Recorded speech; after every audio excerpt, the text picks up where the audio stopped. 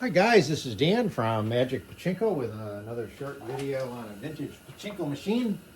Today we're featuring a 1976 Nishijin Model B. This is one of my favorite machines. I know I've said this before, I really like the Nishijin Model Bs.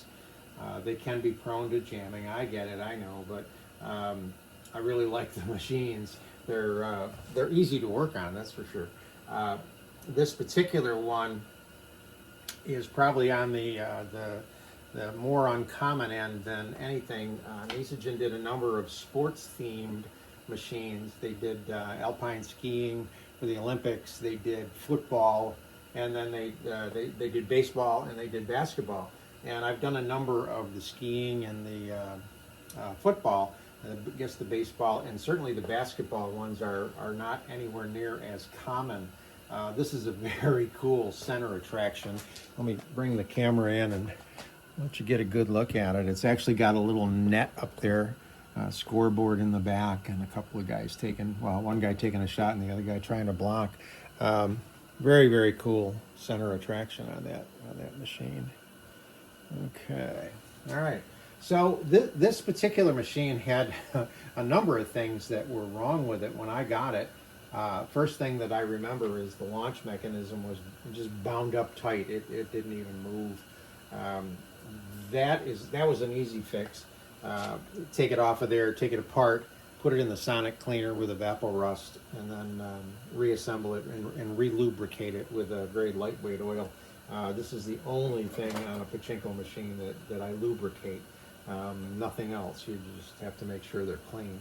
So full restoration. New play field, all the wood taken care of, so on and so forth. Everything all nice and clean, all the wiring redone, so on, okay? So we're gonna get this machine ready to go. And with all of my restorations, you get a 12-volt power supply that plugs into the wall. This is the other end of it. And then up here you have a pigtail. And when you plug the power supply into the pigtail, you notice that the ball out light will come on. That's the light up in this corner. Over here are the two lights for your jackpot. This particular machine has two lights. Most machines only have one, but this has two. The ball out light is controlled by the micro switch. Most Nishijins have a leaf switch, but this is a micro switch, and it's controlled by this mechanism right here. So when there's no balls in the machine, this pushes down and makes contact. When there's balls in the machine, the weight of the balls pushes this down and will lift up off of this and turn the switch off. So if you have a machine and you're attempting to put power to it and testing to see if things work, most of the Nishijins had a setup like this, where there was a yellow thumb screw right there. So you had white, orange, and yellow. Notice I took this out. It was only used in the parlors. There's no use for it in home. So you can take a 9-volt battery and go to both sides of this. It doesn't matter, plus and minus. Just hook it up. And once you get power, and there's no balls in the machine, if everything is working, good fuse, good bulbs, no wiring issues. So, a lot of things could go wrong, but assuming there's nothing wrong, your ball out light should go on, and then if you work the switch, it should go off and on. That's the proper working of that light bulb. Over here is where the jackpot switch is right there, and if you notice that little brass piece that's bent will lift up and make contact on the leaves and turn the jackpot lights on when you do get a jackpot. Okay, so let's get this thing loaded up. First thing you want to do is you need to close the ball dump latch, and the ball dump latch is right here, and I've marked it in red, a little arrow. Just all you do is push this over, and that will latch the two pieces so that when you put balls in, they'll run down through and go into the jackpot, where if this were open, they would run to here and drop and go out of the machine and go all over the floor, which you don't want. So the ball path is upper hopper, upper feed chute, turnaround, lower feed chute, jackpot. That's the path that the balls take. When they hit the bottom of the jackpot, they just start to back up. So right now you don't see any balls right in here. If I put a few more in, you'll see them start to back up. And we still have the ball outline on, and it just went off. So the reason it went off is because now there's enough weight of balls pushing this down and coming up off the switch. So right now there's a minimum amount of balls in the machine for the machine to become playable. And I did a little bit of research, and the minimum amount of balls to make the machine playable is 200. Anything less than that, and it won't turn the ball out light off. Now, some people may say, well, I've got a couple hundred balls, I'm all set. Well, to a certain extent you are, but as soon as the machine cycles a couple of times, it's going to pay out 14 balls, and they come from the supply, and once 14 or 28 balls are gone, then this very well may swing back up, and the machine will stop working. So 500 is the recommended amount of balls that you should have. So you want to put everything but a small handful up here. Keep this full all the time. This is where the losing balls will drop out. This is where the winning balls will drop out. So let me very quickly go through the way a pachinko machine works. Any winning ball gets captured within this piece of plastic. It hits a ramp that rolls the balls down to the seesaw. Seesaw in this particular model is a white piece of plastic tipped on an angle like this, not like that.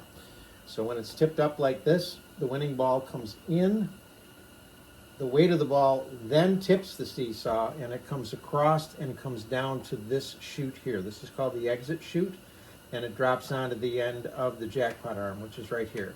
Jackpot arm runs across, up, and over, makes like a backwards C. The weight of the ball is going to push that jackpot arm down to the bottom of the chute, where the paper clip, this is the paper clip right here, will momentarily hold it in place until the jackpot empties. When the jackpot empties, it will lift up the paper clip. The ball will roll off the end of the jackpot arm. The jackpot arm will come back up, and that resets the entire system.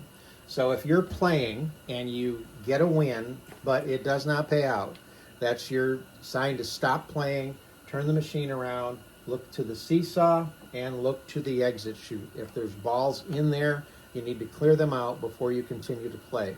If you get a win and it doesn't pay out and you just keep playing, all that'll happen is balls will just keep backing up inside your machine and making the problem worse. It doesn't go away. You got to fix it. Okay? So machine is now ready to play. And you just start with a handful and in the upper feed tray.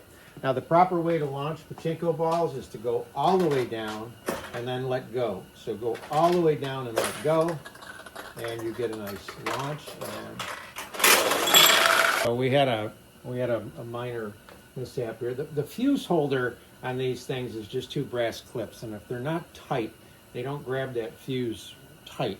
And if the fuse isn't grabbed tight, then the lights don't work. So let's get back to launching balls here and see if we can get a win and get the jackpot lights to come on.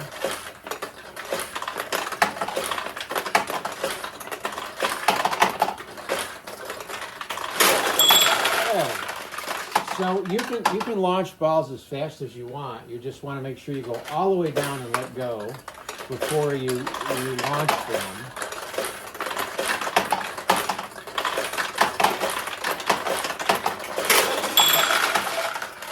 So when you have tulips on this side, you want to go all the way down to keep the ball on the right side. When you have tulips open on the left side, you still want to go all the way down to make sure it puts a ball onto the launch ramp. But then you can let go a little bit before you release the tension and get a win on the other side. So this is really a pretty cool machine. I don't know if I can get one to go down through the middle or not.